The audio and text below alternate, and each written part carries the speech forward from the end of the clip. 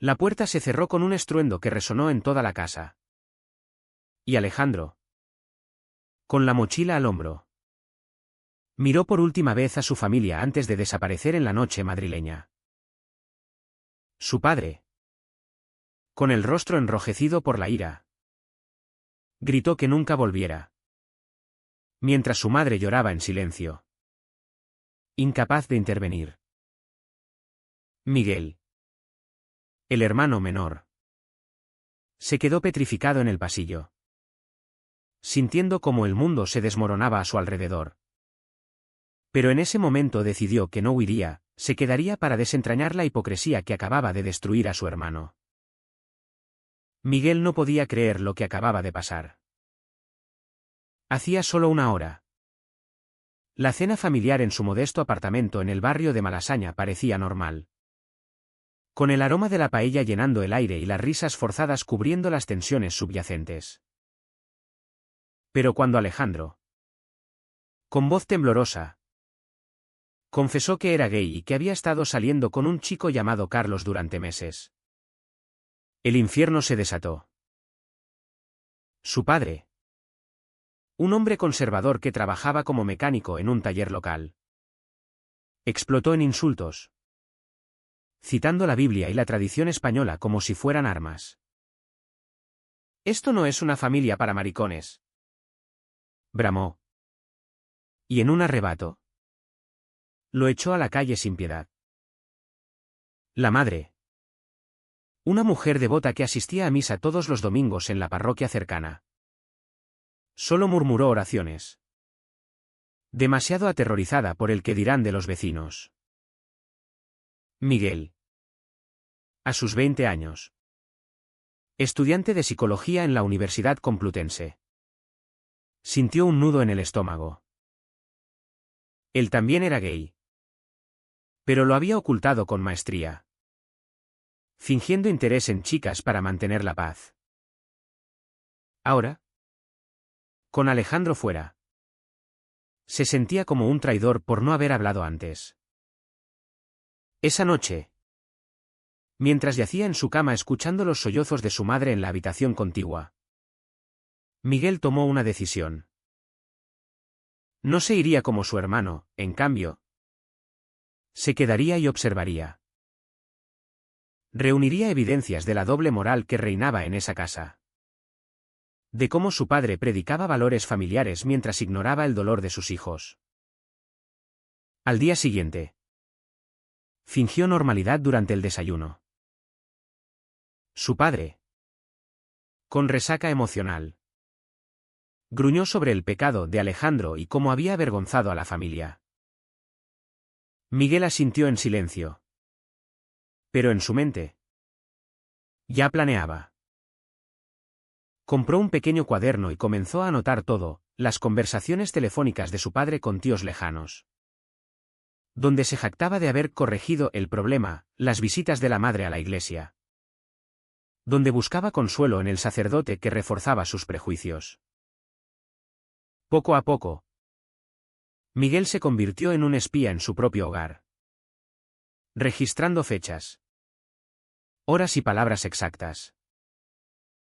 Semanas después, Miguel se reencontró con Alejandro en un café discreto en el centro de Madrid. Su hermano, ahora viviendo en un albergue temporal para jóvenes LGTB, lucía demacrado pero determinado. Papá siempre ha sido así, le dijo Alejandro, sorbiendo un café amargo. Recuerda cuando éramos niños y nos obligaba a ir a misa, diciendo que los hombres de verdad no lloran. Miguel sintió una punzada de culpa, él había sido el hijo perfecto, el que no causaba problemas. Pero ahora, al ver el sufrimiento de su hermano, juró en silencio que pagaría por esa cobardía. Alejandro le contó sobre Carlos, su novio, un artista de 24 años que lo apoyaba incondicionalmente. Es lo único bueno que me queda, confesó. Miguel envidió esa libertad, pero también temió por su propia relación secreta con Javier. Un compañero de universidad. Javier. De 21 años. Con ojos verdes y una sonrisa que iluminaba las aulas. Era el secreto que Miguel guardaba con celo. Habían empezado como amigos. Pero un beso robado en una fiesta estudiantil lo cambió todo. Ahora, con la familia en crisis, Miguel se preguntaba si valía la pena arriesgarlo. Mientras tanto, la presión en casa aumentaba. El padre de Miguel, don Rafael, comenzó a vigilarlo más de cerca. Como si temiera que la enfermedad fuera contagiosa. Tú eres diferente. Hijo, le decía, palmeando su espalda con falsa camaradería. Pero Miguel notaba las miradas sospechosas cuando llegaba tarde de la universidad. Una noche, durante una cena tensa, Rafael soltó un comentario homofóbico sobre un vecino gay, riendo como si fuera un chiste. Miguel apretó los puños bajo la mesa, anotando mentalmente cada palabra para su cuaderno. Su madre, doña María, intentaba mediar. Pero sus esfuerzos eran débiles, ella misma luchaba con sus creencias religiosas, que le decían que el amor de Dios no incluía a los pecadores, como Alejandro. Miguel se sentía atrapado en un torbellino de emociones, rabia hacia sus padres, amor por su hermano, y un miedo paralizante a perderlo todo. Pronto, las anotaciones de Miguel se convirtieron en algo más. Descubrió correos electrónicos antiguos en el ordenador familiar, donde su padre había contactado con un grupo conservador local para curar a Alejandro años atrás. Cuando sospechaba algo, era evidencia de premeditación, de un odio arraigado que no era solo una reacción impulsiva. Miguel copió todo en una memoria USB, escondida en su habitación. Pero con cada descubrimiento, su conflicto interno crecía. ¿Era correcto traicionar a su familia? ¿O era justicia por el daño causado? Javier, al enterarse de parte de la historia, lo instaba a ser cauteloso. No destruyas tu vida por venganza. Le susurraba en sus encuentros clandestinos en parques ocultos. Pero Miguel ya no podía parar, el dolor de Alejandro lo impulsaba. Al final de esas primeras semanas, Miguel se dio cuenta de que su plan no era solo sobre evidencia, era sobre confrontar su propia identidad. Una tarde, solo en casa, se miró al espejo y pronunció las palabras en voz alta: soy gay. Fue liberador, pero aterrorizador. Sabía que el camino adelante sería lleno de confrontaciones, y que cada paso lo acercaba a un abismo. Pero por Alejandro, y por él mismo, continuaría. La tensión en la familia era palpable, como una tormenta a punto de estallar.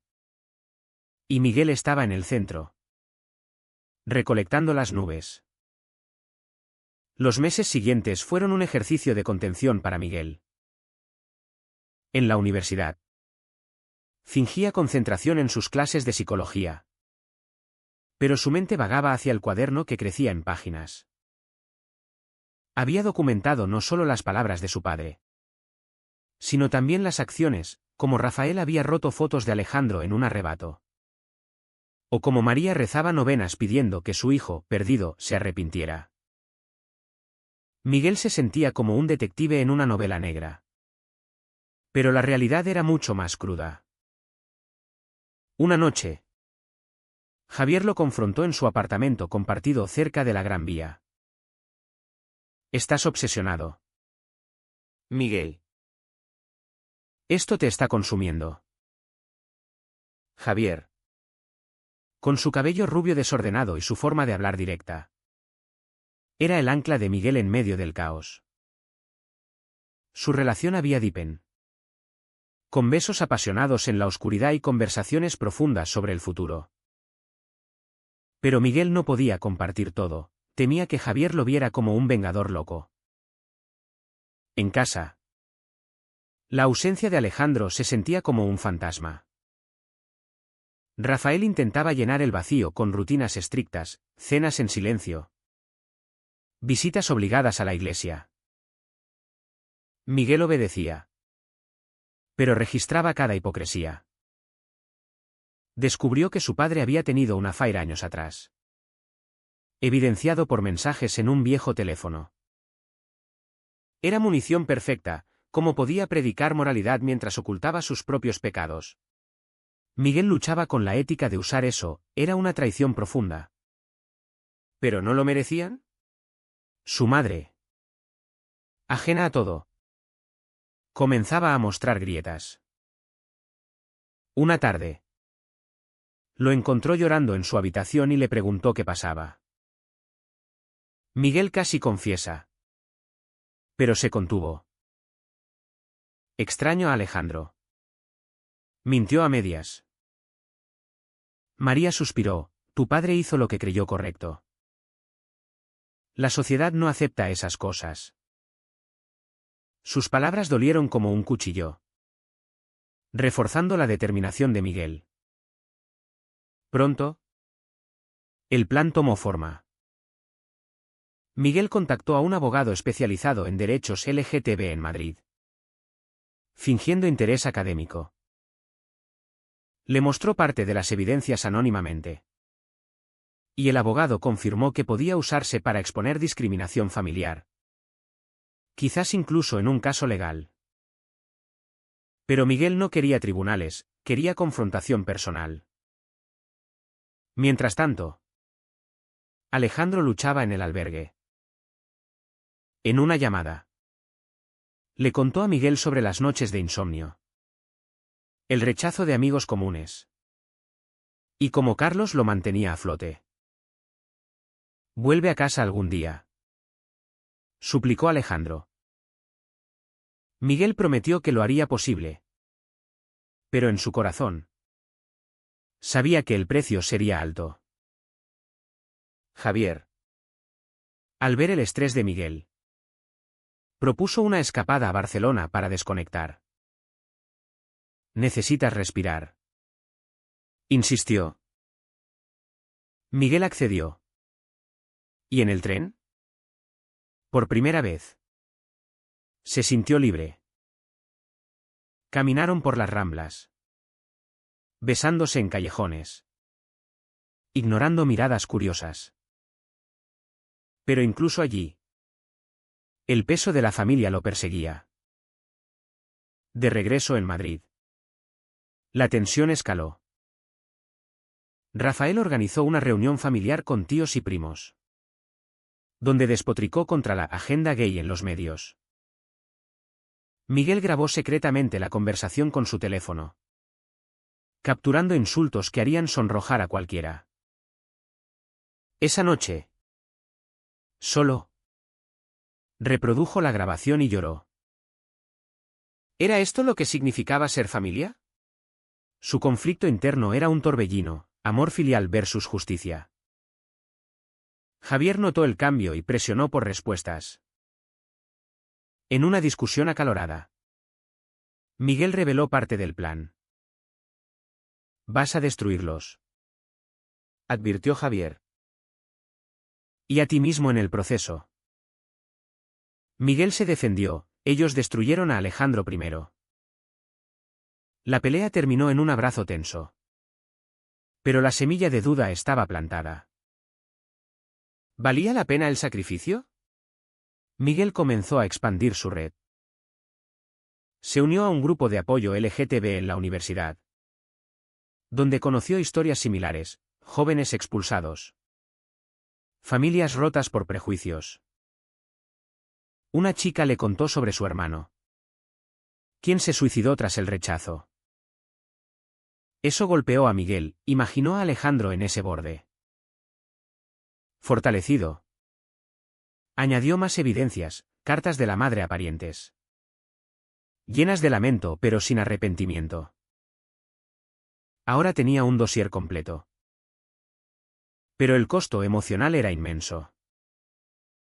Pesadillas lo acosaban, soñando con confrontaciones violentas. Su rendimiento académico bajó. Y Javier amenazaba con dejarlo si no paraba. «Elige, venganza o nosotros», dijo una noche. Miguel dudó. Pero eligió continuar. Era una decisión moral ambigua, llena de grises. Finalmente, el punto de quiebre llegó en una cena familiar. Rafael mencionó casualmente que había bloqueado el número de Alejandro. Miguel explotó internamente. Pero se contuvo. Esa noche, copió todo a una nube segura y planeó el siguiente paso, la revelación. Sabía que traicionaría la confianza familiar. Pero ¿qué confianza quedaba? El drama se acumulaba, con cada día trayendo más confrontaciones internas. Miguel se preguntaba si era un héroe o un villano en su propia historia. La confrontación se acercaba como una ola inevitable. Miguel había reunido suficiente evidencia para un escándalo, grabaciones, correos, notas detalladas. Ahora, vivía en un estado de paranoia constante, temiendo que sus padres descubrieran su secreto. En la universidad, Javier lo evitaba, herido por la obsesión de Miguel. «Estás perdiendo de vista lo que importa», le escribió en un mensaje. Miguel sabía que tenía razón. Pero el impulso era más fuerte. Una tarde, recibió una llamada de Alejandro: «Carlos y yo nos mudamos a un piso pequeño en Chueca. Ven a visitarnos». ¿Chueca? El barrio gay de Madrid. Simbolizaba libertad para Miguel. Al llegar, vio a su hermano renovado, cocinando con Carlos en una cocina diminuta. Carlos, con su arte colgado en las paredes, abrazó a Miguel como a un hermano. «Alejandro habla mucho de ti», dijo.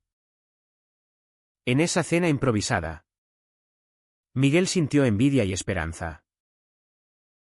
Alejandro le preguntó por el plan: «No hagas nada estúpido».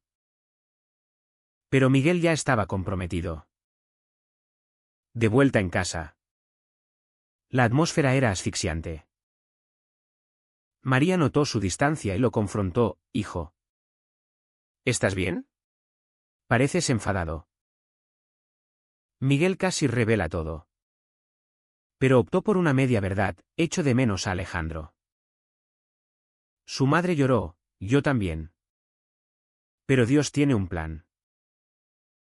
Esas palabras avivaron la ira de Miguel: ¿dónde encajaba el amor en ese plan?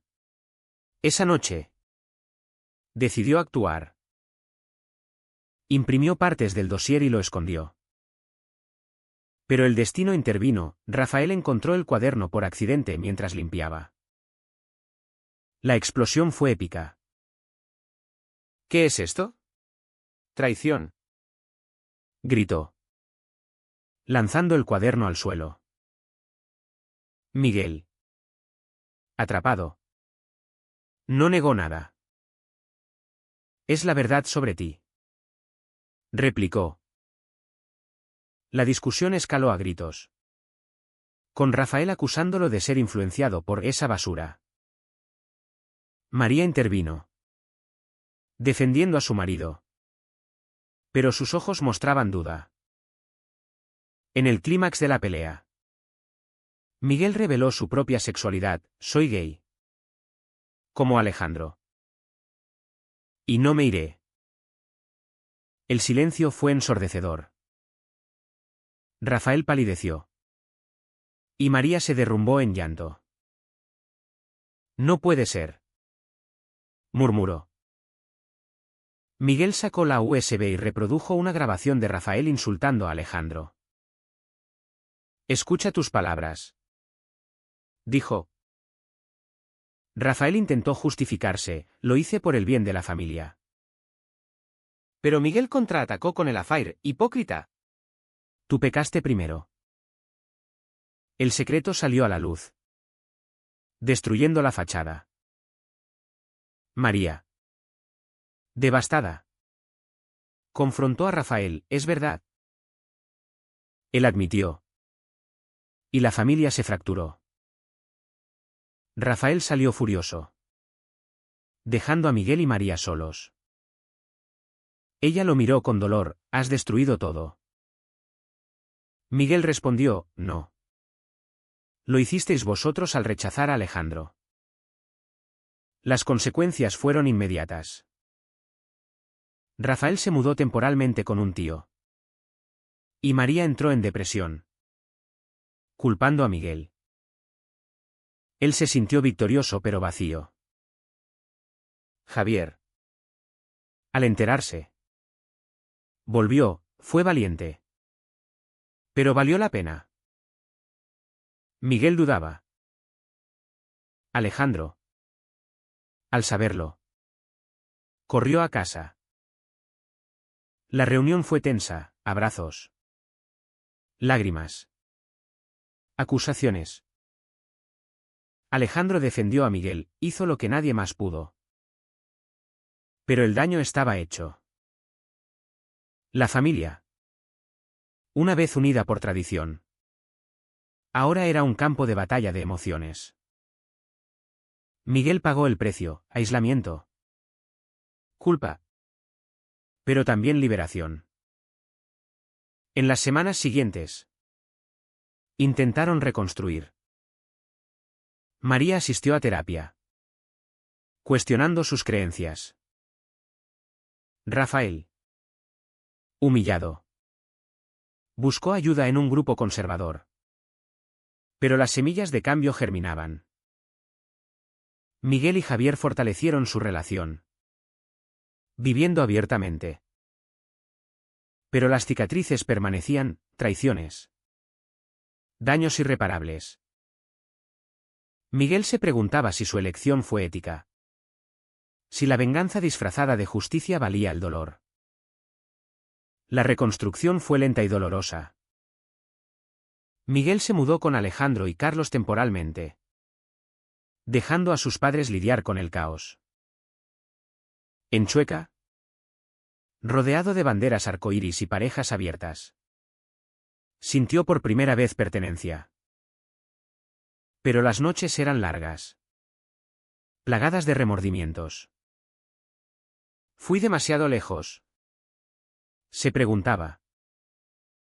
Javier lo visitaba, ofreciendo apoyo, hiciste lo correcto. Pero el costo es alto. Su relación, probada por el fuego, emergió más fuerte, con planes de futuro en una España más tolerante. Alejandro, ahora trabajando en una ONG LGTB, elogió a Miguel, salvaste mi dignidad. Pero Miguel sabía que la victoria era pírrica. María fue la primera a entender un puente. Una llamada, ven a casa. Hijo. Miguel acudió, encontrándola sola. He hablado con el sacerdote, dijo. Me dijo que el amor es lo principal. Lloraron juntos, reconociendo errores. Rafael era más resistente, en una reunión forzada. Admitió su hipocresía, tenía miedo de lo que dirían. Miguel lo confrontó, el miedo no justifica el daño. Poco a poco, diálogos emergieron. Con terapia familiar. No era perfecto, prejuicios persistían. Pero el cambio comenzaba. Miguel vio cómo la sociedad española, con sus avances en derechos LGTB, influía, vecinos apoyaban. Leyes protegían. Pero en lo personal, las heridas sangraban. El clímax final llegó en una cena reconciliatoria. Todos reunidos. Tensiones latentes. Rafael pidió perdón a Alejandro: fui un idiota. Alejandro aceptó, pero con reservas. Miguel, observando, sintió alivio mezclado con ira residual. Carlos y Javier estaban allí, simbolizando el nuevo orden. Pero cuando Rafael hizo un chiste torpe, la fragilidad se evidenció. Miguel se dio cuenta: la destrucción había sido necesaria para reconstruir. Sin embargo, el precio, confianza rota, años perdidos, era inmenso. En reflexión, Miguel escribió en su diario: elegí el camino difícil. ¿Pero fue el correcto? La familia sobrevivió. Transformada, pero marcada. Alejandro prosperó. María evolucionó. Rafael luchaba. Miguel, con Javier, encontró paz. Pero la sociedad aún juzgaba, recordándole que la batalla no terminaba. ¿Fue la venganza de Miguel un acto de justicia moral? ¿O solo una traición que perpetuó el ciclo de dolor?